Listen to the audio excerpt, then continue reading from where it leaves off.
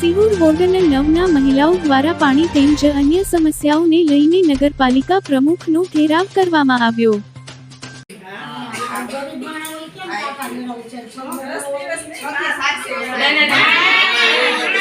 પૂરેપૂરી મનમાની હાલે છે. એ ચોપડે આમ નામ લખી નાખે એટલે તમે પૂછો કઈ જાય આપ્યું ખરેખર ક્યાંક આપે, વધારે આપે, ઓછું આપે, એની મનમરજી પ્રમાણે એના મન થાય ને એને કલાક વધારે આપે, એના મન થાય ને એટલે એ તમને એમ કહી દે આપી ગયું પણ એમાં હરખું આવતું નથી.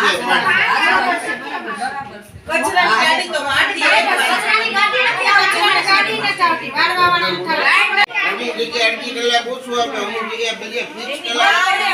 કોલોનીમાં પાણીનો પ્રોબ્લેમ છે. અમાર કઈ નગરપાલિકાનો ડાર હતો, બરાબર છે. પાઇપે કાઢીનો ડાર ફેલ થઈ ગયેલો છે. પાઇપે બાર કાઢીને ઉપર મૂકી દીધેલા છે, બરાબર છે.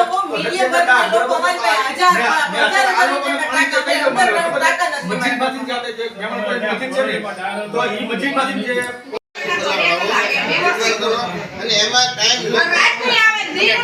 લખવો આવે ને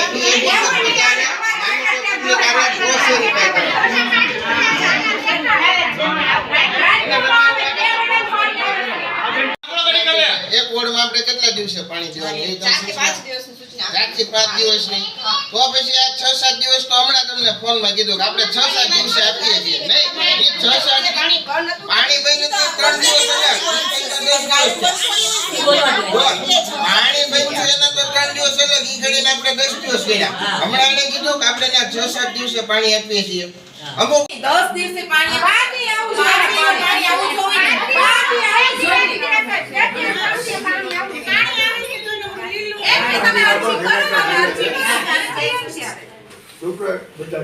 સૂચના આપેલી છે. અત્યારે આપણે 5 દિવસની પાછી બરાબર, આવી જાય છે પાણી.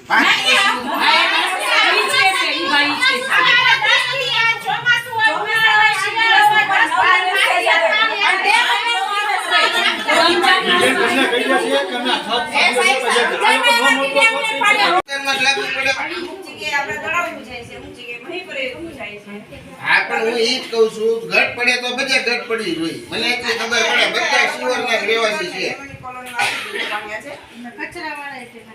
જો બેન એને કહી દો આજે પાણી આપી દે, બરાબર છે. અને હવે ફિક્સ એને કહી દો કેટલામાં દિવસે આવશે, 5 દિવસે 6 દિવસે પેલા પાકું કયો. કાલે આપ્યું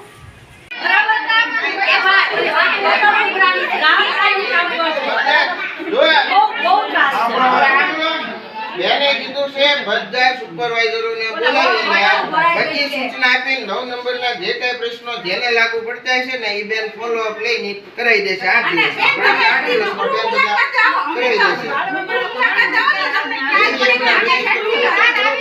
પાણી આ લોકો